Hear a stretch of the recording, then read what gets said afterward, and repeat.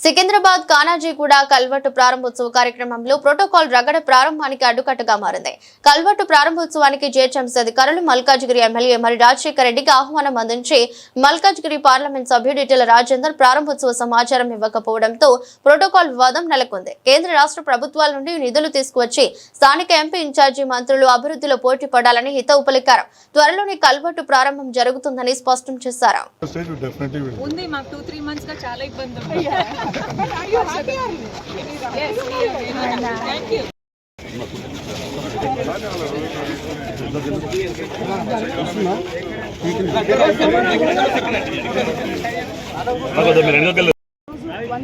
డివిజన్లో కనాజీగూడ కల్వర్ట్ అనేది మామూలుగా ఇనాగ్రేషన్ అనుకున్నాము, కానీ ప్రోటోకాల్ అన్ని ఇష్యూస్ వస్తాయి కాబట్టి అందరం కలిసి చేసుకుందాం అనే ఉద్దేశం.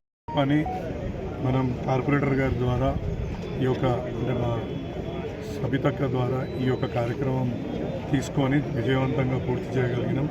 ఇది ఎప్పటి నుంచో ఇక్కడ చుట్టుముట్టున్న ప్రతి ఒక్కరూ ఈ కల్వర్ట్ గురించి మాట్లాడుతుండే. సో ఇక్కడ ఎప్పుడు కూడా ఇబ్బంది ఉండే, ప్రతి వర్షాకాలంలో నీళ్ళు ఓవర్ఫ్లో కావడము, అడ్జసెంట్ కాలనీస్లలో నీళ్ళు వెళ్ళడం కానీ ఇవన్నీ జరుగుతుండే.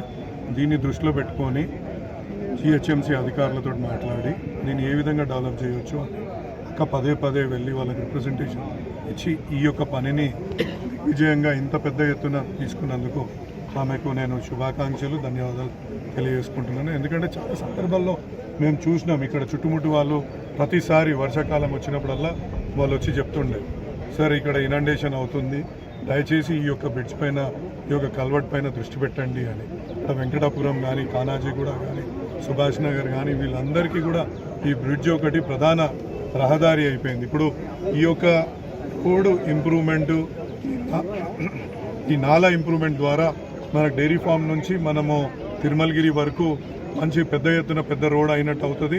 అదేవిధంగా కమర్షియల్ ఎస్టాబ్లిష్మెంట్స్ కూడా ఇక్కడ మంచిగా కమర్షియల్గా యాక్టివిటీ కూడా జరుగుతుంది అనేసి నేను భావిస్తున్నాను. కాబట్టి ఈ యొక్క కార్యక్రమానికి ఇక్కడ విచ్చేసిన మా బీఆర్ఎస్ నాయకులు, ప్రత్యేకంగా శాంతి శ్రీనివాస్ రెడ్డి గారికి, మా బీఆర్ఎస్ కుటుంబ సభ్యులందరికీ కూడా ధన్యవాదాలు తెలియజేస్తున్నాను.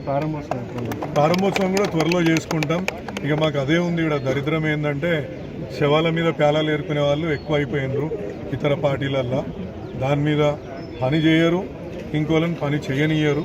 కాబట్టి దయచేసి వాళ్ళని కూడా కోరుకుంటున్నాం, కేంద్ర ప్రభుత్వంలో ఉన్న ఎంపీ గారిని, రాష్ట్ర ప్రభుత్వంలో ఉన్న పెద్దలకు కూడా ఒక విన్నపం ఏంటంటే, మీరు కూడా పెద్ద ఎత్తున ఫండ్స్ తీసుకొచ్చిండ్రు అనుకోండి, మాకు సంతోషమే. ఇక్కడ చేయడానికి మేమేం అడ్డం చెప్పము. మీరు సంతోషంగా మీరే ఫండ్ తీసుకురా అంటే మీరే కొబ్బరికాయలు కొట్టండి, మీరే ఇనాగ్రేషన్ చేయండి. మేము మీకు